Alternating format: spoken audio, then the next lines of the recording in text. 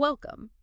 In this deep dive, we're looking at something pretty interesting today. It's a set of data visualizations from The Guardian.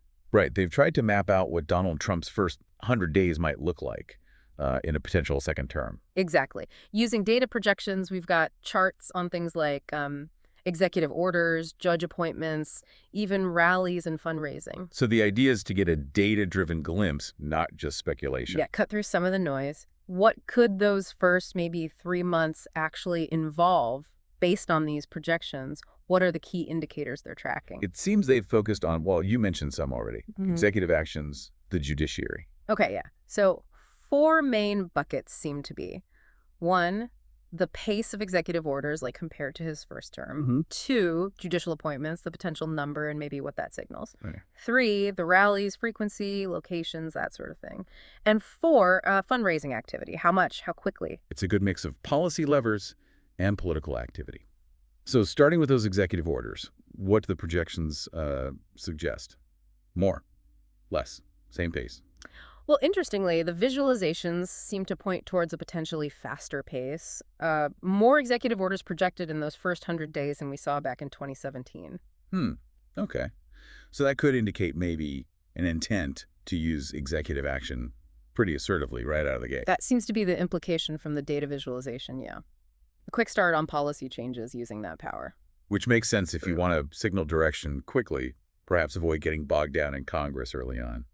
What about the courts, the judicial appointments? The data there suggests a continued focus, very similar to the first term, possibly even a slightly stepped-up rate of filling vacancies. So no letting up on that front. It appears not. The sheer volume visualized suggests shaping the judiciary remains, a top priority. We don't see the types of judges in these high-level charts, but the numbers are significant. Sure. And appointing judges has such long-lasting impact, doesn't it? It extends influence for decades.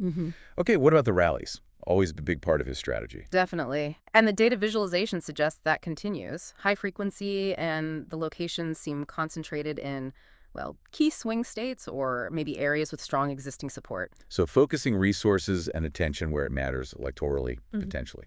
Keeps the base engaged too, I suppose. That seems to be the pattern suggested, yeah. Direct engagement, maintaining momentum in strategic spots. Right. And finally, the money, fundraising.